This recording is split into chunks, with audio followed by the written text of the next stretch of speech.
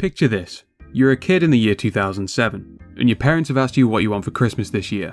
You spend days deliberating on what to ask for. A new bike, a puppy, a copy of Garfield the movie on DVD, and all of a sudden you see something on the TV.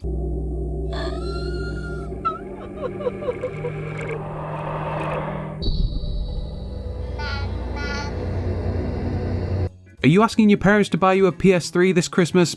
I doubt it. I'm pretty sure that everyone knows the drill by now. I've done this twice already, and this time I'm stepping out of the Nintendo bubble. Don't worry, I'll be stepping back into it eventually. Considering that the last two collection guides I made were prompted by the impending shutdown of the digital storefronts, I thought covering the PS3 next would be appropriate considering the stay of execution the digital store got in 2021. I love the PS3, and I've been really looking forward to making this video. So if you're interested in collecting for the system but don't know where to start, let me take you on a journey into the wonderful world of Blu-ray. The PS3 was initially announced at E3 2005, with one of the worst controller designs I've ever seen. Considering how well the PS2 sold the previous generation, of course Sony were going to do this again. At E3 the following year, the system models and prices were announced ahead of its launch in late 2006, and people were less than happy with the cost of the system. And the 60GB PlayStation 3 for $599 US, $659 Canadian. Oh, brother, this guy stinks! After this announcement, a lot of people jumped from the Sony ship into the Xbox ecosystem, considering the system had already been out for a full year, had a wide variety of games, and didn't make you remortgage your home. During the first few years after the PS3's release, it didn't perform very well when it came to sales. The absurd amount of technology crammed into the launch model of the PS3 and its high price as a result painted the competing consoles of Microsoft's Xbox 360 and Nintendo's Wii as more attractive options. As a part of their campaign to bring the PS3 back from the brink of death, Sony announced the PS3 Slim model and a significant price cut at Gamescom 2009. And to be fair, this kind of worked. With Sony fighting back harder than ever to retain their share of the market and developers working overtime to produce high-quality exclusive games, the PS3 actually ended up selling 3 million more units than the Xbox 360 at the close of the generation. It didn't catch up to the Wii, but at that point there was no chance of that. If you've looked into the PS3 in any capacity, chances are that you've heard of the fabled Cell processor. It was one of the PS3's biggest advancements and one of the reasons Sony struggled to provide native PS3 games in a subscription service today. But what actually is the Cell processor? The Cell processor was the result of a collaboration between Sony, Toshiba and IBM. It ended up being so powerful that it can keep up with a lot of modern CPUs today. The Cell processor made use of 8 core processors called Synergistic Processing Elements, or SPEs. These allowed the Cell processor to eclipse the competition in terms of power. However, the games developed for the console could only ever make use of 6 SPEs, with one reserved for the PS3 operating system and the other one disabled. But 6 units is still a huge amount of power to play with. Unfortunately, developers found it extremely difficult to take advantage of the Cell processor due to its unfamiliar architecture. And because of this, multi-platform games on the PS3 tend to look and perform slightly worse than their Xbox 360 counterparts. Developers would make the 360 version of a game first due to its familiar architecture, and then port the game to PS3, making tweaks to accommodate for the Cell processor. Personally, I haven't found anything that's been made unplayable by this, but it's still something to consider. It's a lot more difficult to make the case that you should buy a PS3 in 2023 than it is for the 3DS and the Wii U, but I think there are still some solid points to be made. While PS3 games are available through PlayStation Plus Premium, they aren't played natively on your console. They're all cloud games. If you don't have a great internet connection, chances are that your experience with these games will be worse than what they would be playing on original hardware. Plus, the membership can get pretty expensive at higher tiers. Speaking of the cost, PS3 systems are available through second-hand sellers, and from what I've seen, they're pretty reasonably priced. However, the cost definitely fluctuates depending on the model that you're after. A fully backwards compatible system will set you back more than a slim or super slim PS3 would. There are 3 primary models of the PS3 that Sony released: the chunky launch model, the elegant slim model, and the janky super slim. All PS3 models are able to play original PlayStation 1 discs.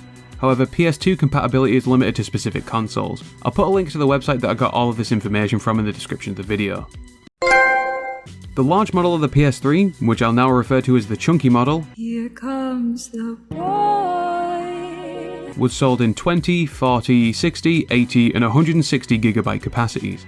Identifying a system with PS2 backwards compatibility can be pretty difficult, but luckily for you, I have way too much time on my hands. The only model that's fully backwards compatible is the 60GB chunky PS3, with a model number beginning with CECHA.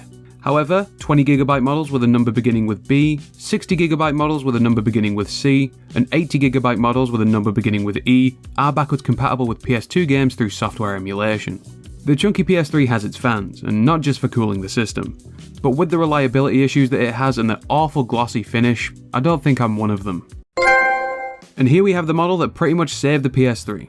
Due to the enormous price of the chunky model, the console didn't sell too well after launch. The chunky model had a ton of USB ports, an SD card reader, a compact flash card reader, a microdrive reader, and even a memory stick reader.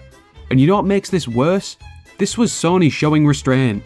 The original PS3 prototype revealed at E3 2005 had 6 USB ports, 2 HDMI ports, and 3 Ethernet ports. If this thing launched the following year with the Boomerang controller, Sony probably would have lost the generation entirely. But thankfully, Sony announced a price cut along with a much more reliable system and a nicer design in 2009. And thus, the PS3 Slim was born. This is the model that I have, and it's my personal favourite of the bunch. The PS3 Slim launched in 120, 160, 250 and 320GB models. When compared to its predecessor, the Slim is 33% smaller, 36% lighter, and consumes between 34 and 45% less power depending on the Slim model. Yeah, and then this thing just kind of happened. The Super Slim is the cheapest and smallest PS3 model, sold in 12, 250 and 500GB models. The reason the system was so cheap is due to the reduced manufacturing cost. The Super Slim uses a sliding disc cover, rather than a motorized disc drive. It's 25% smaller and 20% lighter than the PS3 Slim. If you're not bothered about the look and feel of the console, it's likely the cheapest model available today.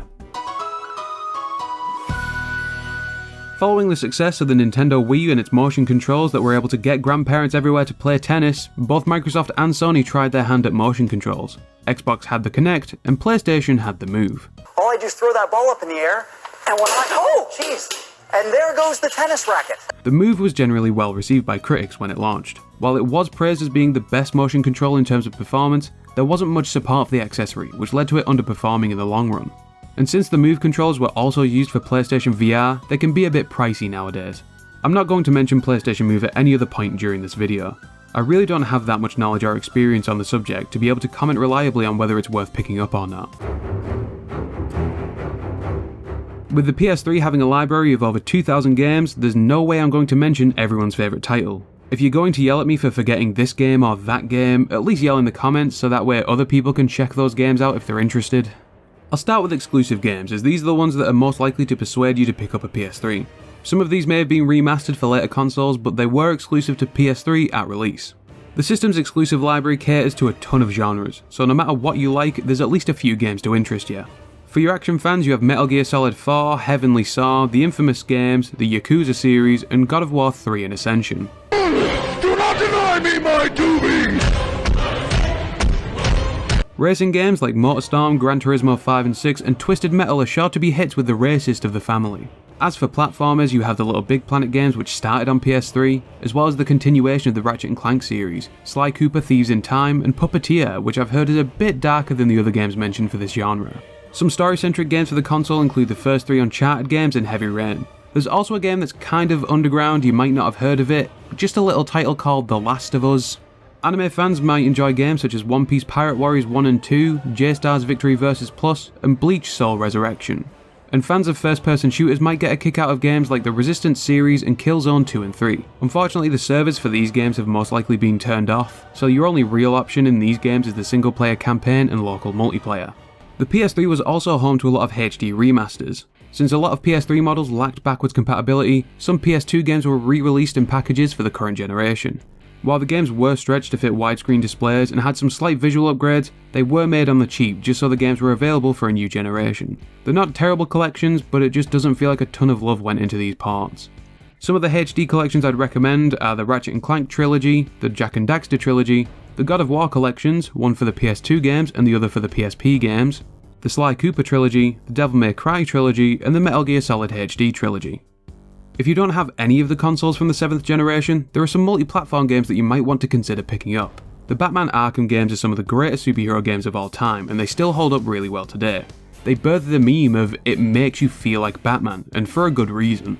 Brutal Legend is a game that I don't think gets enough recognition. It's pretty much just Jack Black the video game. It's a hidden gem and available pretty cheaply today.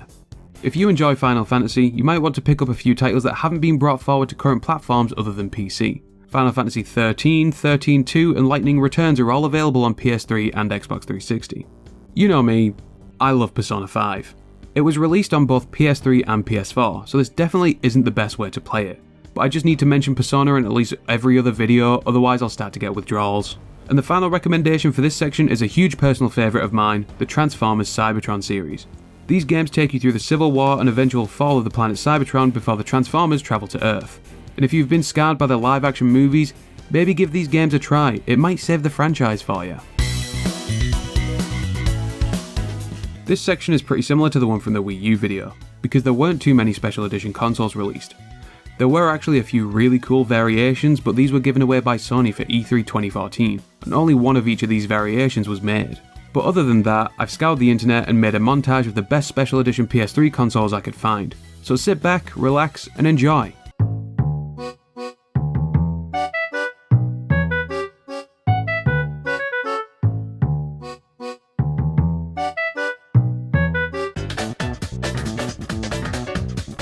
One of the advantages of getting a console about 17 years after it's been released is that there are a ton of things you can do to make your experience better than it would be at launch. Every PS3 model supports replacing the internal hard drive. I've put a 1TB SSD into my PS3, but honestly, I think that's kind of overkill. I think 500GB would do just fine. And with SSDs getting cheaper, it's a decent investment. And yes, the PS3 does support external hard drives, but you can't play any games off them. You can only ever play media files, so it's not super worth it in my opinion. Personally, I'm not a big fan of the DualShock 3. The controller is too small and it just feels cheap. I've tried multiple alternatives in the past, and I think these are the best options available today. The cheaper option is the Mayflash adapter. It lets you use PS4 and PS5 controllers wirelessly on the PS3. Plus it works on other platforms like the Switch, so you're not limited to just using this on the PS3. But my personal favourite option is the Defender controller by Retro Fighters. It comes with a USB dongle and a PS2 controller adapter, so you can use this wirelessly on both the PS3 and PS2. But at the time, the controller cost me double what the Mayflash did, so that might be something to consider. The PS3 is the worst selling PlayStation home console due to stumbling out of the gate at launch, but throughout the generation, Sony were able to claw their way back, and I think it made the PS3 a solid system to revisit today.